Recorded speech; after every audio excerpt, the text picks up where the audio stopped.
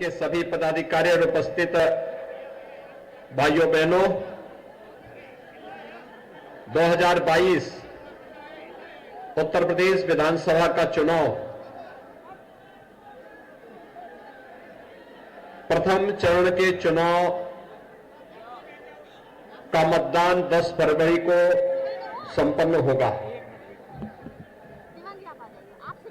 इस सदी की सबसे बड़ी महामारी के दौरान ये चुनाव हो रहा है और पहली बार ऐसी परिस्थिति है जब कोई महामारी हो और लोकतंत्र के इस पर्व के साथ हम सबको जुड़ने का अवसर प्राप्त हो रहा हो। लेकिन भाइयों बहनों, पूरे देश को प्रधानमंत्री मोदी जी का आभार व्यक्त करना चाहिए, जिनके मार्गदर्शन में और जिनके नेतृत्व में पूरा देश इस सदी की सबसे बड़ी महामारी कोरोना का सफलतापूर्वक मुकाबला करते हुए देश के अंदर न केवल प्रत्येक नागरिक के जीवन को बचाने के लिए बल्कि उनकी जीविका को बचाने के लिए पूरी ईमानदारी के साथ, पूरी प्रतिबद्धता के साथ कार्य कर रही है। भारत का कोविड प्रबंधन दुनिया के अंदर सराहा गया और भारत में उत्तर प्रदेश ने देश के अंदर सबसे अच्छा परिणाम देकर के अपने प्रत्येक नागरिक के जीवन को बचाने, उनकी जीविका को बचाने का कार्य भी किया। फ्री में टेस्ट, फ्री में उपचार, फ्री में वैक्सीन। कितने लोगों ने वैक्सीन ली है यहां पे?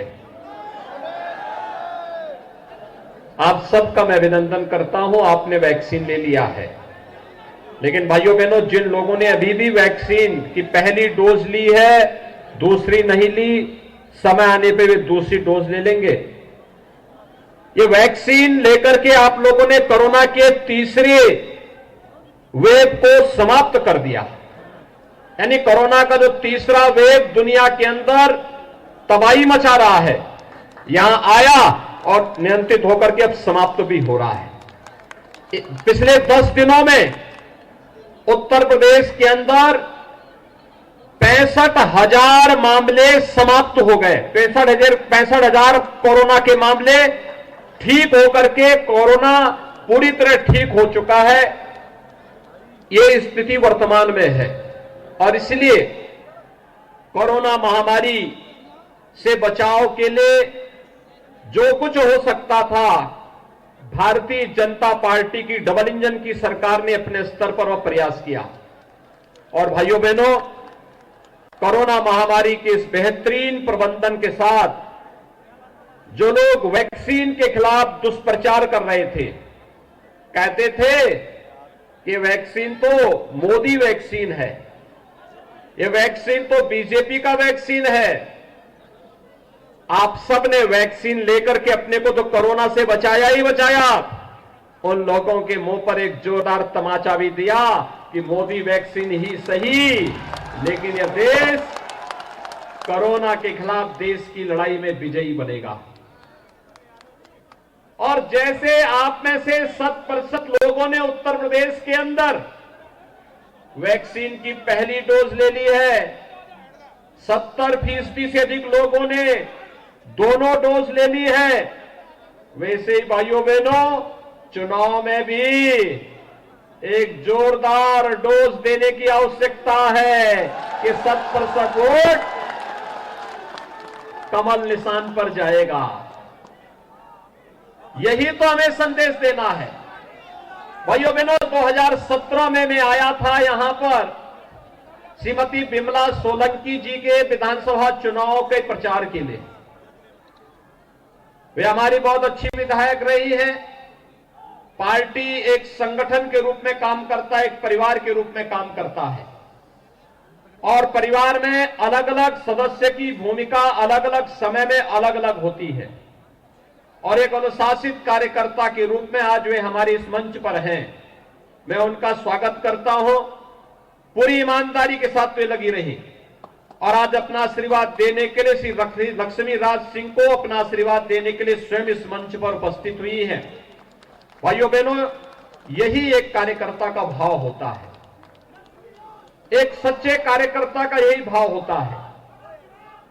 और मैं आज इस अवसर पर आपसे यही कहना चाहूंगा कि जब 2017 में मैं आया था तब आतंक का माहौल था, बेटियां सुरक्षित नहीं थी, बेटियां सुरक्षित नहीं थी, व्यापारी सुरक्षित नहीं था। और ये जो दो लड़कों की जोड़ी आई है ना,